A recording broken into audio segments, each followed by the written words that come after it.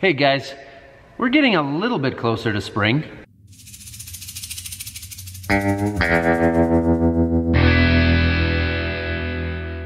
It's not quite here yet, but it's gonna get busy awfully soon. Our soil temps are really cold yet, and we've actually got some mixed rain and snow, freezing rain, that kind of stuff just to the south of here. Sounds like we're kind of right on the edge, so we could get some of it. We may not get any of it. It's windy out, it's miserable, it's a good day for shop work. I'm gonna run over to the other shop and grab the rock picker. Normally, we use that tractor, the 6410, on the rock picker. Well, that tractor's got the snowblower on it now, and we actually still have a chance of a measurable amount of snow. So I don't want to take that snowblower off because there is a chance I'm gonna use it today or tomorrow. I doubt it, I hope not. But I just don't want to take it off just in case we'd need it. So I'm gonna leave that on there, and I'm actually gonna pull the rock picker over here using the skid steer because that works out kind of handy. We just wrap the chain around the end of the skid steer and tug it on over here.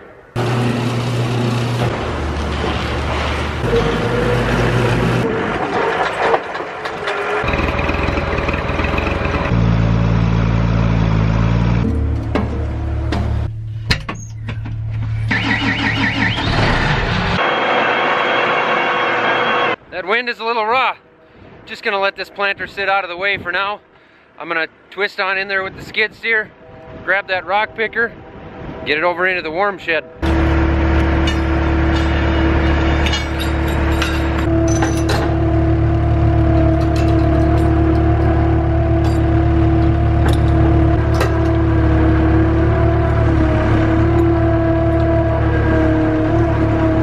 It's been so muddy out lately that I haven't been able to keep up with the floor, and this is driving me nuts, having this floor like this. Anyway, I got the rock picker in here. I'm just gonna head outside and put those trucks and tractors away so that they're under cover in case we do get some ice and some snow. Okay, the shuffling of the equipment around is done. Now it's time to get to work. First thing I'm gonna do here is walk around this thing and make sure I don't see any broken welds or any cracks in the frame, anything like that. They really are a simple machine. They're not complicated. There's not a lot to them, but they work really hard and they throw a lot of big rocks up in there. We've got some fields that have some really large rocks. A lot of times we can't even get the rocks up in through the cradle there and into the basket because they're so large. But this thing does a lot of digging in the dirt and big heavy rocks, so it takes a heck of a beating. I'm just gonna make sure that everything looks good. All right, I don't see any specific problems with it, so I'm gonna grab a wrench here and get the cover up so that I can take a look at the chain. Just make sure the chain is lubricated correctly and make sure the tension is right. Just make sure it's all good.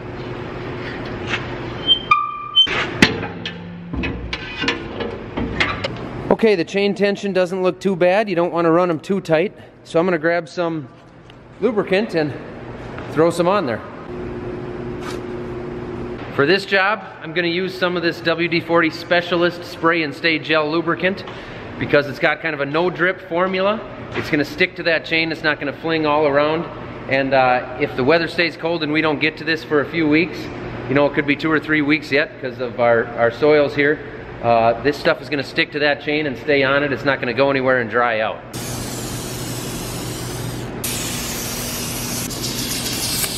The next thing I'm gonna do here is set the tires because it's got those great big flotation tires. They're awesome, but they do tend to leak down, especially in the cold weather like this, so I'm guessing they're a little bit low.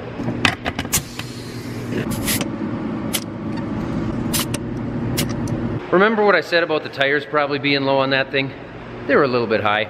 So the next thing I'm gonna do with this is grease. The single most important thing on that machine is grease. It's got grease zerks all over the place. You cannot throw enough grease at that machine.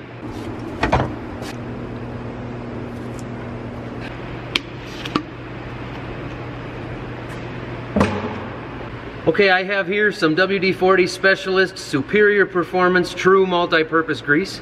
I'm gonna try it in this grease gun and see how it works. As I said, grease is one of the most important things on this rock picker. So I'm excited to try this grease out and see how it works.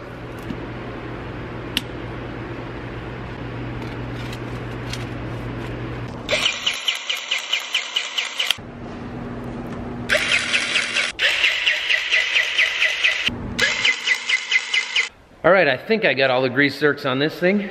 It should be ready to go. I didn't find any problems with it.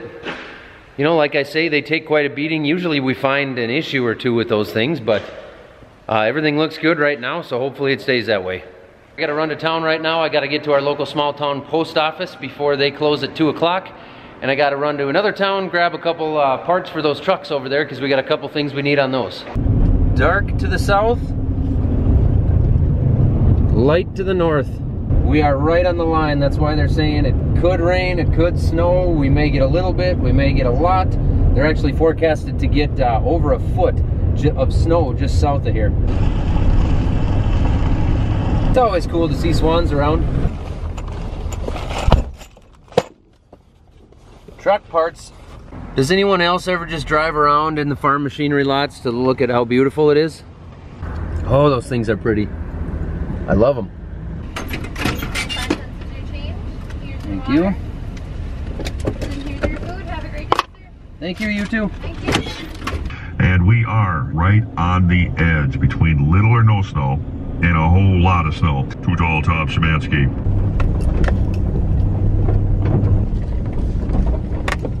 Next on my list is to put these 2630 screens back in the tractors or the rigs they belong in. I'm going to put the one in the sprayer first and the 9560 because those two rigs are in here. I'll probably take the one out to the planter too. It's a little cold out there. Getting windy and dark out now too, but I just want to get that screen out of here and into the planter what I can.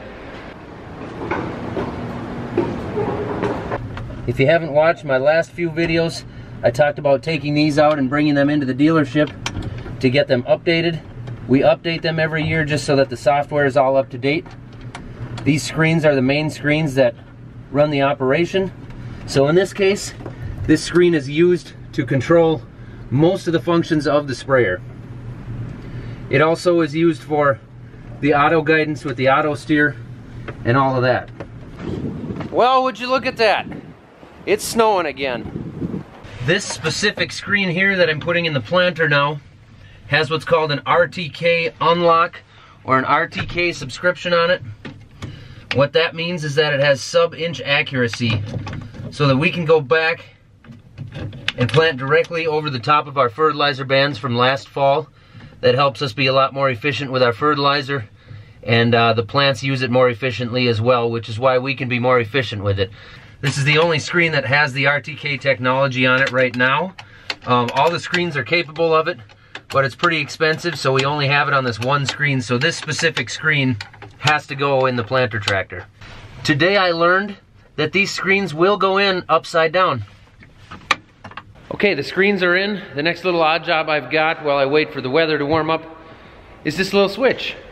This switch goes inside one of these semis, and it's the switch that controls the engine brake or the Jake brake. We broke it off the other day, and just gonna replace that. It's only gonna take a minute. You can see the old one here is obviously broken, so I gotta get behind that.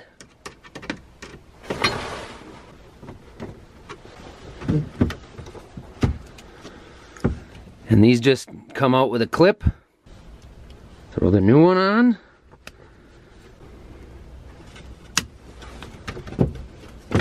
Okay, the next odd job item is this glad hand, they call it, back here on this truck.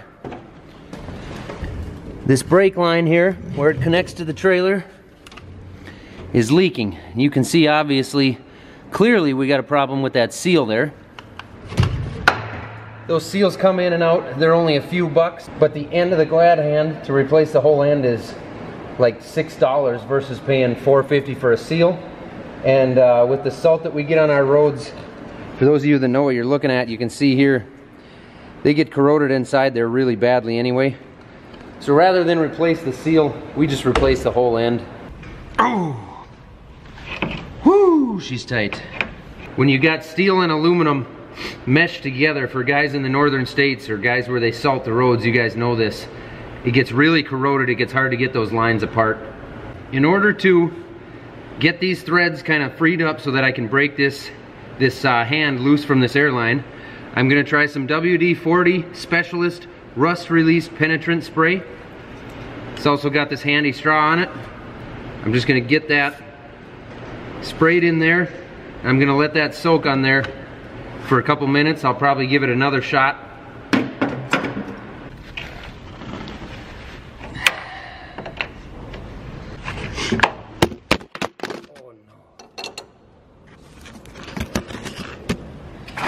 You guys okay?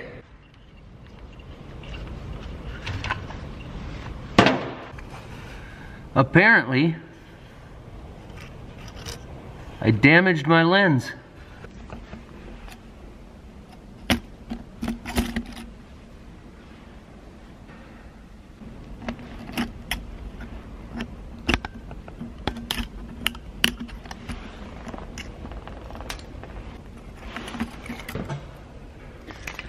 That wasn't supposed to happen. There's the pieces.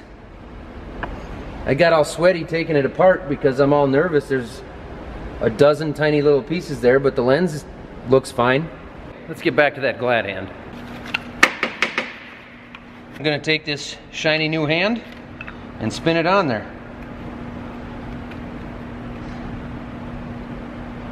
I'm actually gonna put some of this WD-40 multi-use product in the Trigger Pro here onto here. I like to do that just because then the hand goes on there a lot smoother and it doesn't twist on the seal or anything. Plus it's got some anti-corrosion capabilities to keep it from rusting out or corroding out like the old one did.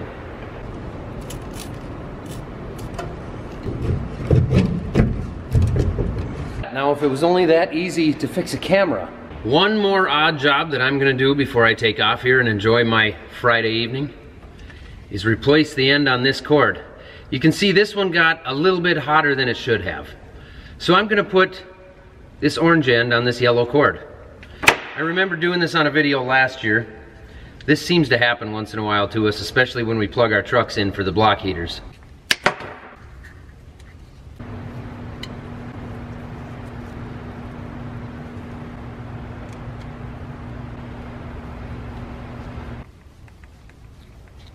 Ugly, but semi-functional. Let me know what you guys have had good luck with for extension cords, because I'm thinking maybe we're buying the wrong types of cords here. According to the Weather Channel, it's 30-mile-an-hour winds right now with gusts up to 50 miles per hour. It's gonna be a beautiful weekend. Thanks for watching.